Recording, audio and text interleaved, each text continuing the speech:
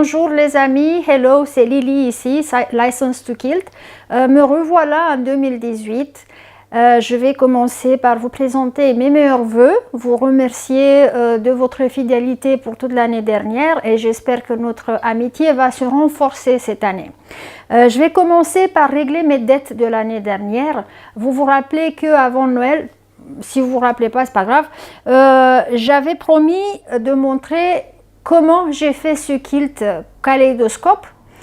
C'était une promesse solennelle, donc je vais la tenir aujourd'hui. Ça va être un vrai cours de patchwork. Donc c'est un cours de patchwork, littéralement, qu'on va faire sur ce kilt-là. Malgré l'air complexe, sachez que c'est très facile à faire. C'est un vrai tour de magie ce kilt. Et comme vous le savez déjà, les grands tours de magie sont le plus souvent très simples. Je vais vous montrer déjà, commençons par le patron qui existe pour ce kilt. Patron qui a été créé par le même designer qui a créé cette merveilleuse collection de tissus, Monsieur Jason Hunter. Vous voyez son nom ici. J'ai acheté le patron, mais après avoir fait le kilt. Bon, parce que, j'avais pas absolument besoin pour ça, pour faire mon kilt, d'avoir le patron. J'avais bien vu qu'il s'agit des blocs kaléidoscopes, donc ça, c'était pas un problème. Je l'ai même pas ouvert, donc je l'ai depuis un mois, je l'ai même pas ouvert. Je vais vous montrer ma méthode et après, à la fin, on va l'ouvrir et on va voir si lui, il propose la même méthode. Donc, vite fait, qu'est-ce qu'on voit ici, en plein rapproché? On voit qu'on a 1, 2, 3, 4, 5 blocs qui sont au centre. Et puis après, on a des choses qui sont mises sur les côtés et dans les coins. En fait, c'est des blocs. Sauf que ici, ici, ici et ici, c'est un bloc comme celui-là qui a été coupé en deux. Donc, c'est des moitiés blocs. Voilà, donc on va compter 1, 2, 3, 4, 5, 6, 7. Et après, dans les coins, on a des quarts des blocs. 1, 2, 3, 4. Donc, il nous faut un total 5, 7, 8 blocs, si j'ai bien compté. Alors, 1, 2, 3, 4, 5, 6, 7, 8 blocs on doit faire pour avoir ce kilt. Et puis, on va commencer. Voyons comment ça se présente le tissu. Pour faire un bloc kaléidoscope, il nous faut des tissus avec le design en bande. Donc, le design que M. Hunter a prévu pour ce kilt est celui-là. Le voilà. Donc, il se présente comme ça. Des bandes, des bandes, des bandes. On a 1, 2, 3, 4 bandes sur la largeur du tissu. D'accord? Donc, à partir de ces bandes-là, on doit arriver à ça. C'est pas compliqué.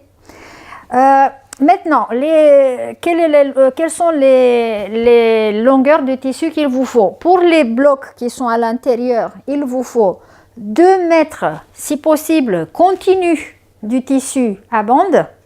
Et pour les bordures extérieures, il vous faut encore 2 mètres de tissu de même longueur, donc 2 mètres continus pour faire les bordures extérieures. N'essayez pas de couper par des petits morceaux en se disant que vous allez travailler plus facilement, vous allez perdre du design. Donc, le tissu vient comme ça.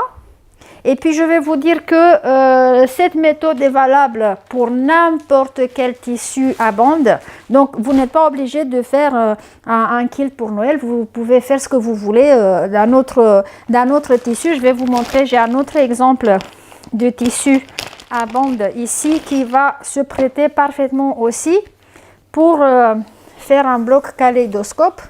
Par exemple, celui-là. Attends, je vais le mettre face vers vous quand même. Bon, je ne le déplie pas en entier, mais vous voyez, j'ai des bandes. J'ai des bandes qui se répètent.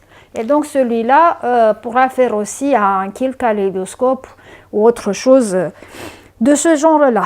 Bon, donc, nous avons 2 mètres de tissu. Je pense que c'est 2 mètres. Il va falloir commencer par séparer les bandes. C'est-à-dire, comment j'ai fait? Moi, tout ce que je vais vous montrer maintenant, c'est exactement comment moi j'ai fait ce kilt. Il y a des petits secrets qui ne vous seront pas dites dans les tutoriels. Donc, si vous avez de la patience, suivez-moi parce que ça va être important. D'abord, je le mets comme ça sur ma table de travail, ici. Et je vais, vous vous rappelez, je vous ai dit une fois, il faut lire le tissu. On va voir déjà, on va se prendre quelques repères. C'est-à-dire, je vais laisser ici le maximum que je peux du blanc, d'accord? Je vais découper que cette marge ici qui est avec le nom du tissu, la fabrique, machin. Et après, en haut, je vais chercher voir quel est le point le plus haut du design, d'accord? Et puis je pense que c'est ici, cette feuille-là. Voilà, donc je me mets une marque ici. Je vais faire attention à mettre, à mettre la même marque au prochain design qui se présente pareil, ici. Ok, et je vais faire ça pour chaque rangée. Donc, je me mets une marque ici avec mon stylo friction. Je vais chercher cette feuille-là qui se répète dans le design. Je vais la marquer comme ça aussi. Ok, et je vais faire comme ça pour les quatre rangées. Comment que je vais couper? Enfin, ici, la tentation serait de le plier et couper d'un seul truc. Plier, ça veut dire quoi? Alors, je vous montre ce qu'il ne faut pas faire. Faire comme ça, le plier pour couper d'un seul trait tout. Non.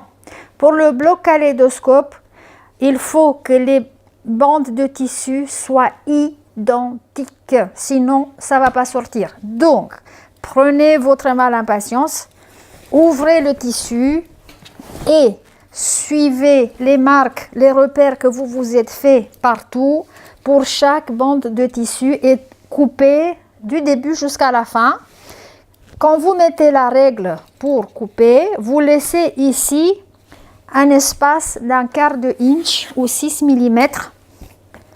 Donc, je ne vais pas couper exactement sur la marque, mais je vais me laisser un quart de inch pour avoir de quoi coudre. Donc, mon cutter passera par ici. Ok? Une fois que les bandes ont été séparées du tissu original, elles auront l'air de ça. Voilà, j'ai ici quelques bandes qui me sont restées d'un autre projet, donc c'est pour ça qu'elles sont plus courtes. Vous voyez, j'ai coupé différemment ici, j'avais choisi d'autres repères. C'est pas celui-là, j'ai choisi d'autres repères, mais c'est pas grave, ça ne me gêne pas. Et donc, on va, avant de passer à la coupe, là, ça commence l'essentiel du bloc kaléidoscope. On va les mettre l'une sur l'autre. D'accord? Il y en a 4. Certains disent qu'on peut couper 8 à la fois. Il faut avoir un super bon cutter pour ça. Je vous conseille de mettre une nouvelle lame à votre cutter avant de commencer un kaléidoscope. Moi, je coupe par 4. Je me sens plus confortable comme ça. Ce que je fais, je tourne avec les fleurs vers le haut. Et puis ici, on va s'amuser. Il faut prendre les aiguilles. Les 4 morceaux de tissu doivent se superposer parfaitement l'une sur l'autre. Là, c'est tout le secret du kaléidoscope. Voilà, je vais, sans couper la longueur du tissu, je vais travailler par des segments. Mais attention à ce qu'il faut faire. Quand je dis que les tissus doivent être superposés parfaitement, je veux dire ça, que je prends une épingle, je me cherche un repère, par exemple celui-là, tiens, vous voyez le point là. Alors là, il faut regarder bien. Donc, dans la première couche, j'ai choisi mon repère et je vais mettre mon épingle pile là, ok? Je cherche la deuxième couche et je vais mettre mon épingle pile là. La troisième, il faut vraiment être précis. et la quatrième. Ça, c'est aussi une raison pour laquelle je préfère travailler avec 4 couches, pas 8. Mais c'est tout à fait possible les 8 si vous vous sentez à l'aise. Alors, une fois que j'ai mis ça à l'air de ça, je vais tourner un tout petit peu mon épingle sur place comme ça. On va tourner un rond, je tourne un rond, je tourne un rond, comme disait l'autre. Et après, je vais sortir mon aiguille, mon épingle, enfin bref, à côté. Ok, là, il faut secouer le bébé. Hop. Vous voyez que déjà les bords ne sont plus les mêmes, malgré qu'on avait l'impression qu'ils sont coupés identiquement. Eh ben non, c'est ça le piège du kaléidoscope. Après, il faut chercher un autre repère. Disons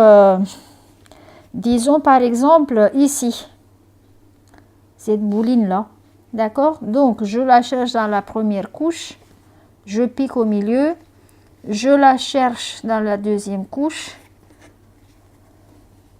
troisième et quatrième. Voilà. On va un petit peu bouger l'épingle sur place. Et voilà. Et je prends soin de bien asseoir mes tissus parce que vous allez voir, ça va commencer à bouger les tissus. Et puis, il nous faut mettre des épingles dans plusieurs repères comme ça. Prenons par exemple le bout de cette feuille-là, pétale, pardon. Allez, hop. On va prendre ça, ça,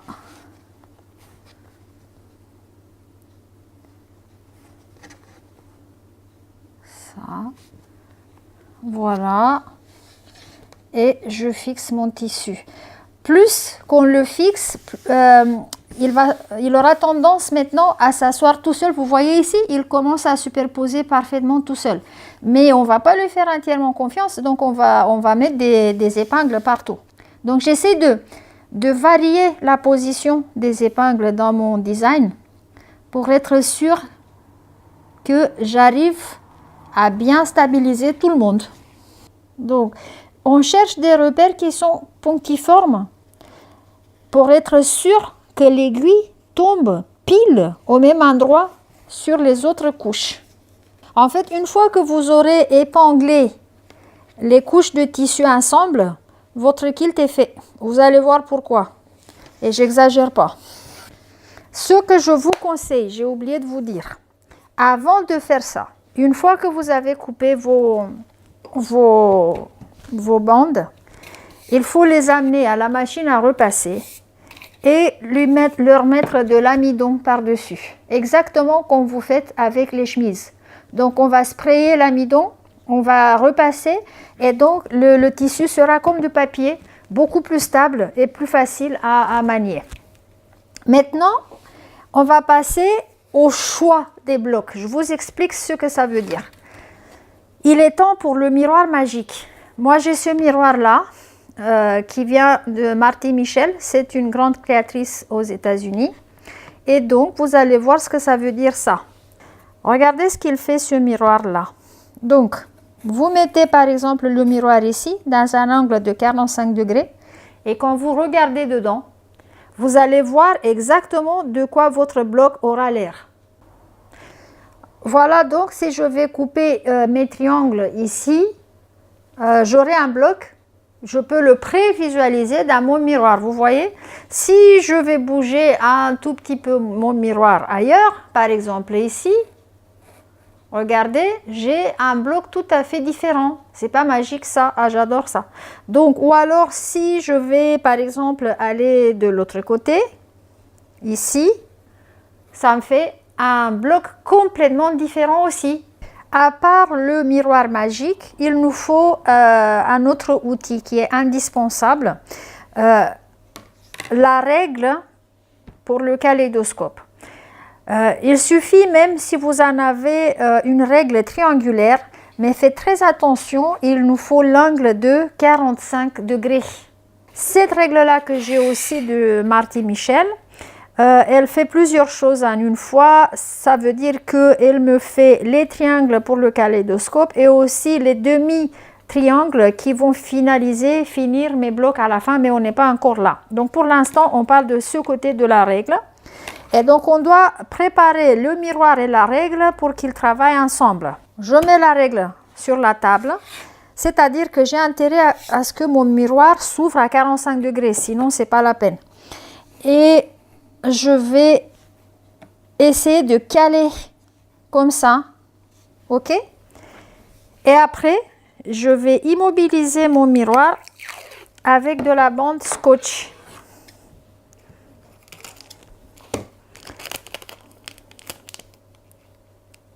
Comme ça.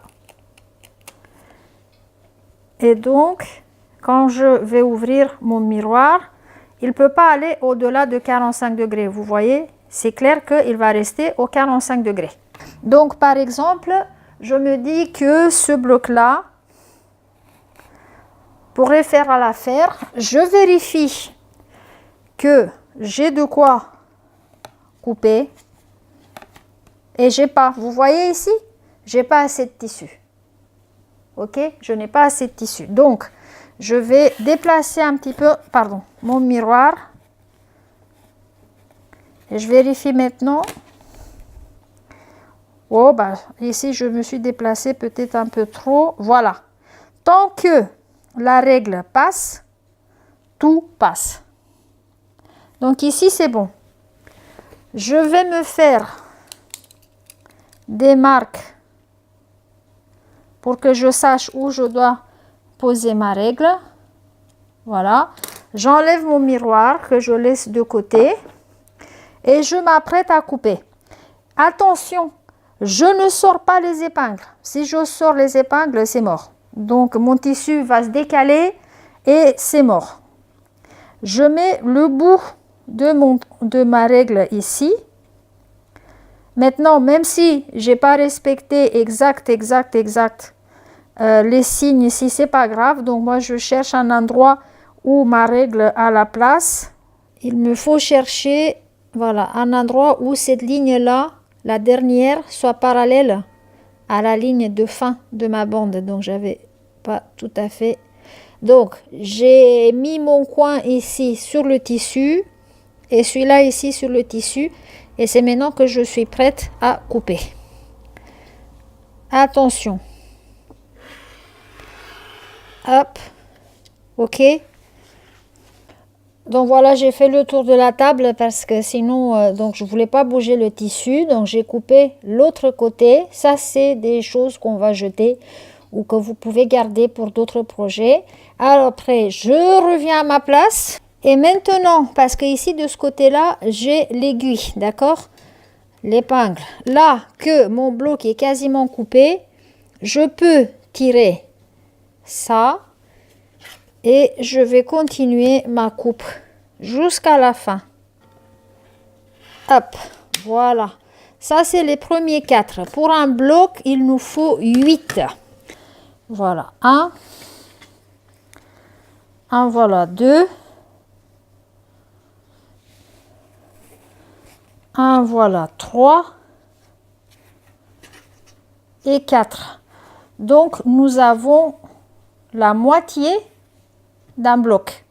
Il nous faut couper encore 4, mais qui soient identiques à celle-là. Bon, là, c'est un autre challenge, mais on va le faire tout de suite et vous allez voir que c'est pas compliqué du tout.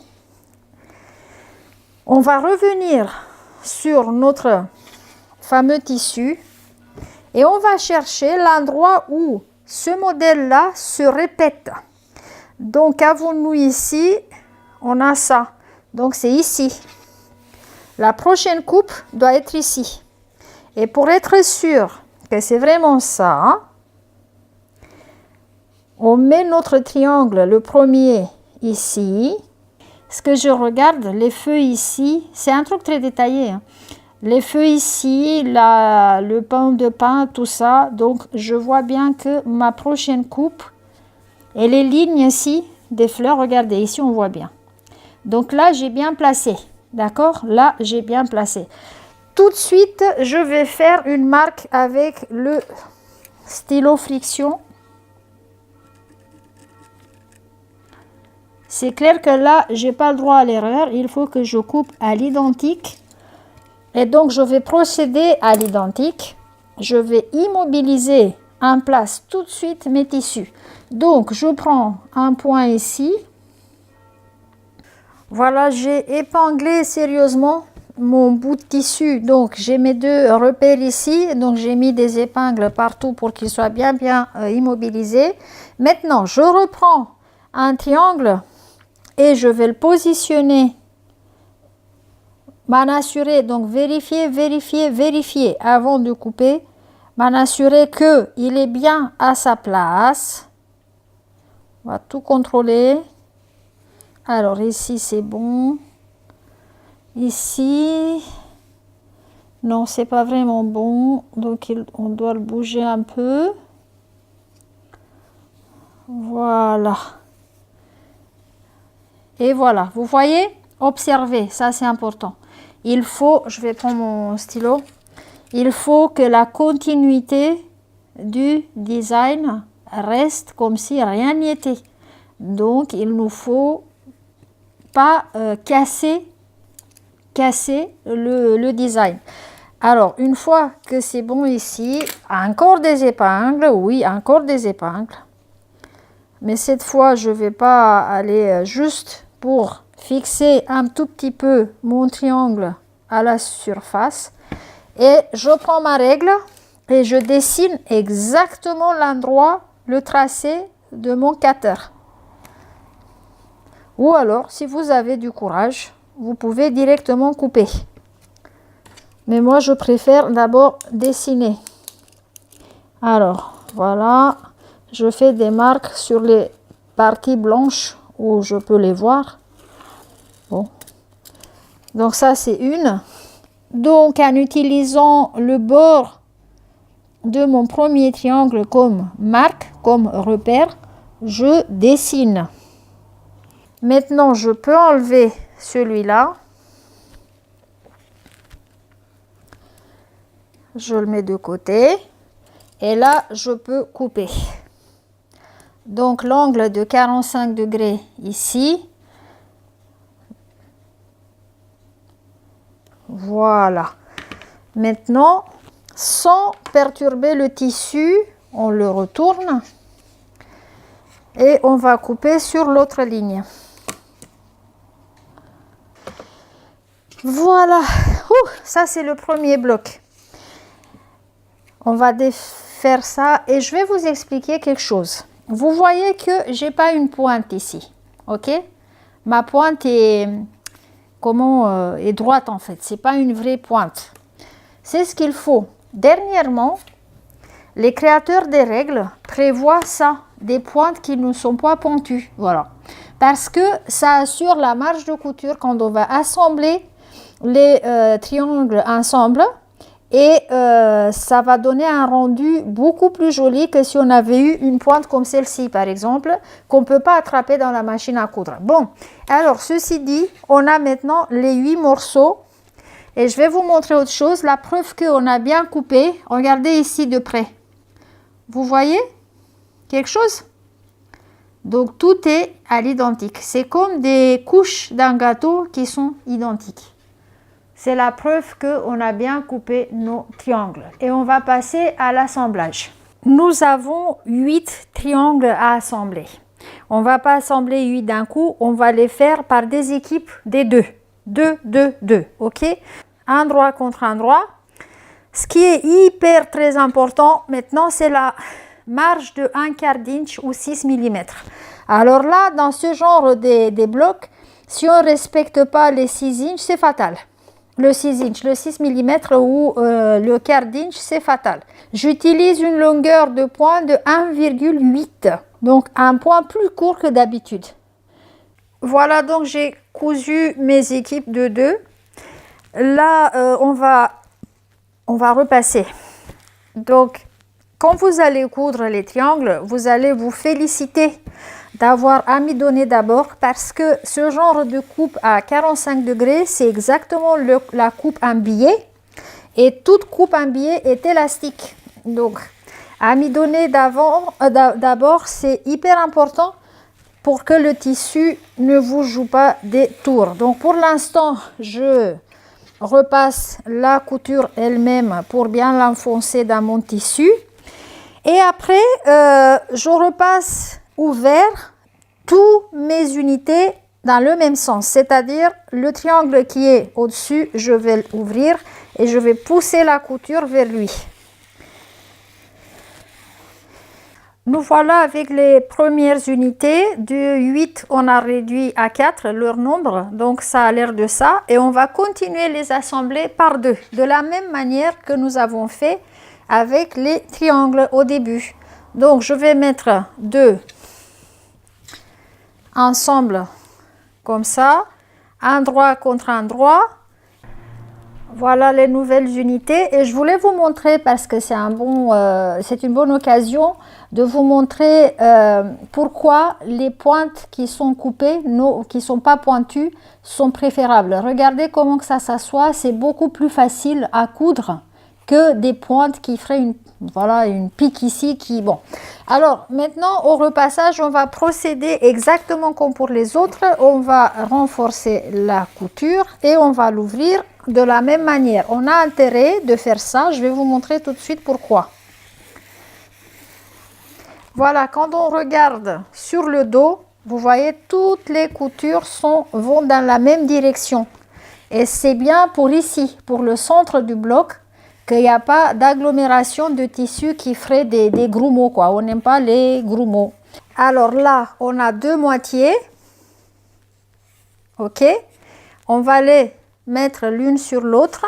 Et ici, par contre, on a intérêt à fixer bien les pointes.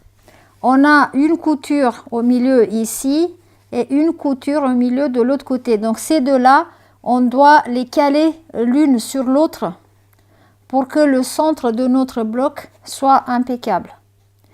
Et donc je vais enfoncer une épingle ici et après je vais commencer à coudre en partant de l'extérieur du bloc vers l'intérieur. Voilà l'unité finale. Maintenant le repassage va changer un peu. D'abord on va renforcer ou enfoncer la couture, donc voilà. Et après cette fois on va repasser la couture ouverte pour éviter les grumeaux de nouveau. Donc le repassage dans le patchwork, il est très important, c'est un secret capital de la réussite d'un patchwork et il faut à tout prix éviter les grumeaux. Donc cette fois on va ouvrir la couture pour la repasser et vous voyez bien qu'ici au milieu où il y a plein de monde qui s'agglutine au même endroit, c'est vraiment important de bien, là vous ferez ça au vapeur, sur la centrale vapeur, c'est beaucoup mieux. Donc vous ouvrez la couture, vous insistez bien au milieu. Tadam, voilà. Mais c'est toujours pas un carré. Pour assembler un bloc, il nous faut absolument qu'il soit carré. Dans le patchwork, tout doit être carré. Voilà, c'est le mot, c'est le cas de le dire. C'est ici où on va commencer à rajouter des triangles, ce que les Américains appellent half square triangle, des triangles qui vont nous ramener tout carré, un bloc carré. Et puis je vais vous montrer comment on fait ça. Pour mettre les triangles finaux, on va utiliser le tissu de fond. C'est celui-là. Vous voyez donc ici, c'est celui-là en fait. Et donc on va choisir, peu importe, on va attacher des triangles à 1 sur 2. Ici on va mettre un triangle, ici on va mettre celui-là, ils n'auront pas, et ces deux-là, ils auront. Donc 4 triangles il nous faut pour arriver à faire ça dans un carré. Vous voyez un peu? Donc par contre là maintenant vous pouvez couper, il nous faut 4, donc vous pouvez couper les 4 en une fois. Je vais plier mon tissu d'abord en 2 parce que celui-là il n'est pas si grand que ça. Je ramène ça, c'est l'autre côté de ma règle qui va me faire les triangles dont on parlait. Donc vous voyez, j'ai intérêt à faire déjà une marge correcte ici, droite.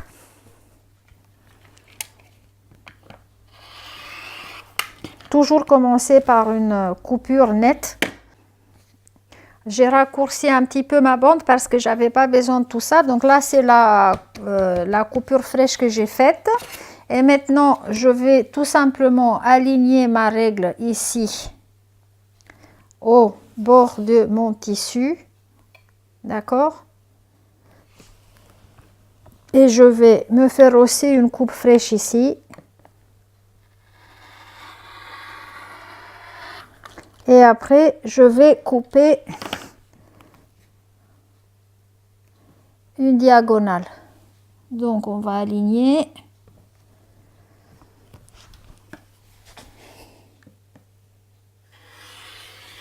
Donc, il sera cousu endroit contre endroit avec notre bloc. Donc, je vais le plier en deux. Je cherche le milieu de le côté le plus long. Et je me fais une petite marque ici. Et donc, pareil pour tous les quatre. Je vais faire pareil avec mon bloc. Donc, 1 sur 2 triangles, je vais lui chercher le milieu. Donc, je prends n'importe lequel. Je rapproche les coutures, je vais les caler l'une sur l'autre. Et donc, ici, j'ai le milieu que je vais le marquer avec le fer à repasser. Voilà, donc là, on va attacher les triangles. Donc, j'ai une encoche ici, j'ai une encoche ici, endroit contre endroit. Je fais caler les encoches l'une sur l'autre et je vais enfoncer une épingle.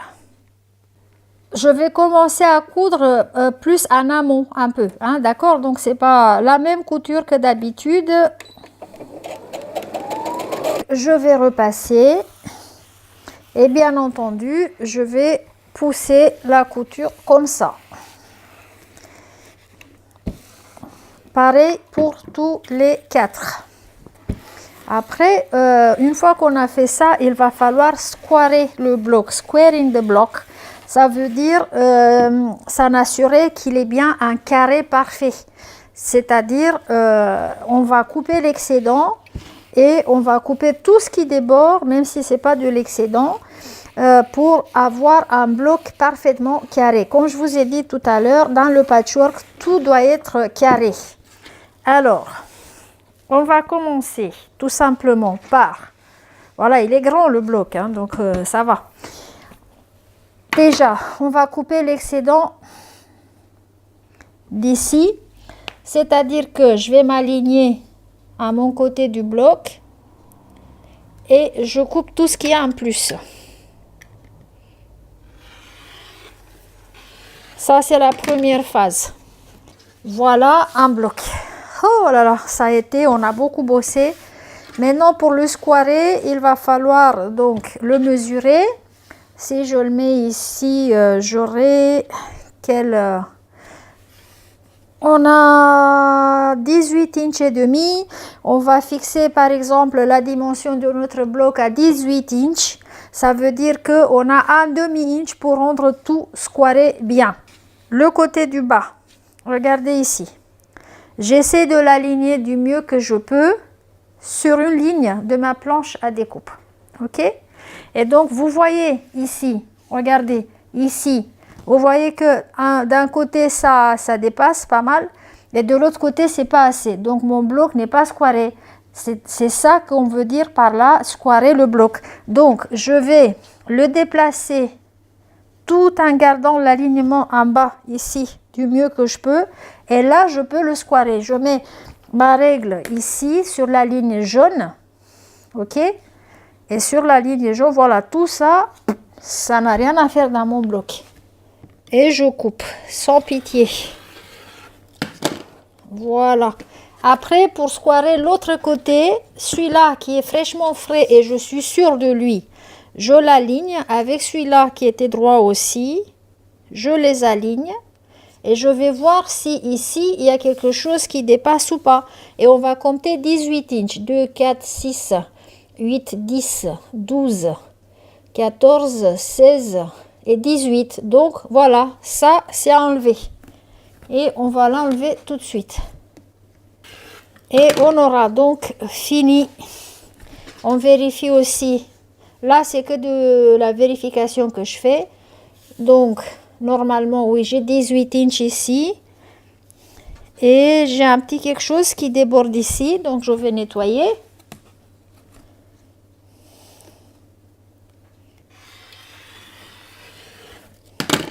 Et on a encore un côté. Le dernier. On est pile à 18 inches. Et il n'y a rien qui dépasse. Voilà, ça c'est un bloc fini. Alors, faites 8 pour avoir tout le kilt. Faites 9, faites 10. Si votre longueur de tissu vous permet d'avoir 1, 2 ou 3 blocs de plus, ça ne mange pas de pain parce que quand vous allez assembler, si vous faites une erreur, vous pourrez compenser avec un autre bloc. Il nous faut 1, 2, 3, 4, 5 blocs qui sont complets. Après, quand on va commencer à assembler, en fait, vous allez commencer avec une diagonale. C'est-à-dire, ici, vous voyez, j'ai un quart de bloc. Un quart de bloc qui fait un triangle en lui-même. Donc, ça veut dire qu'un bloc comme celui-là, je vais le couper en 4, mais sur la diagonale. La tentation serait de le couper comme ça et comme ça. Eh bien non, il vous faut des triangles. Donc, vous allez couper comme ça, ok, ça vous donne une moitié, et comme ça,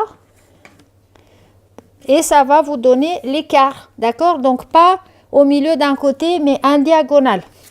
Donc 2 blocs seront coupés à moitié en diagonale, ce sont ces deux-là, ici, là et là. Donc ici on a un quart. Un bloc entier, un bloc entier, un bloc entier, un quart. À côté, vous allez mettre un triangle qui fait moitié, une moitié en diagonale, un entier et encore une moitié. Et de l'autre côté, un quart. Ici, pareil, moitié, donc un triangle, un bloc entier et moitié. Voilà.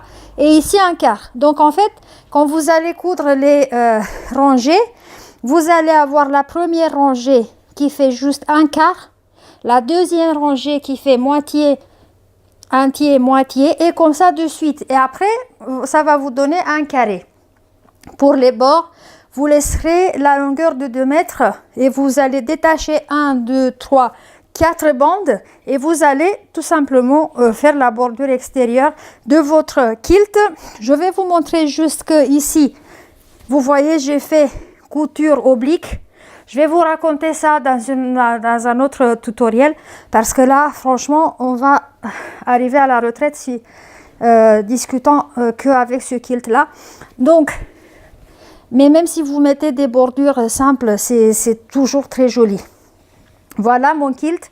Et après, j'avais promis que je vais vérifier dans le patron de Monsieur Yenter s'il propose la même méthode. Donc je vous promets que je ne l'ai jamais ouvert, c'est la première fois que je l'ouvre avec vous et on va voir. Eh ben non, vous voyez, je vous ai dit que j'ai pas. Il propose une manière d'assemblage complètement différente de la mienne et j'imagine qu'il va finir par squarer le kilt en entier à la fin. Bon, c'est une méthode aussi exacte. Voilà. J'ai trouvé, moi, quand j'ai imaginé cette méthode-là, bon, bravo, monsieur. Je voulais économiser du tissu. J'étais pas sûre que je vais me débrouiller assez bien pour travailler avec mes 4 mètres au total. Donc, j'ai trouvé ça comme méthode. C'est peut-être pas la meilleure, hein. Il y en a plein d'autres méthodes, voilà. Il propose une autre. Dans le doute, vous pouvez très bien acheter, ça se trouve sur Amazon, son patron, pardon, et faire le kilt, pardon, suivant ses instructions. Le matelassage, moi je l'ai fait avec un fil métallique, argent métallique, parce que j'ai trouvé que ça rend bien un motif d'hiver. Et donc j'ai fait des étoiles, enfin ou alors des flocons de neige, enfin free motion, c'est-à-dire mouvement libre, vous faites ce que vous voulez. Et puis la bordure, c'est comme toute autre bordure, la bordure extérieure. Et puis le dos de mon tissu, de mon kilt, j'ai mis ça comme tissu. Voilà les amis.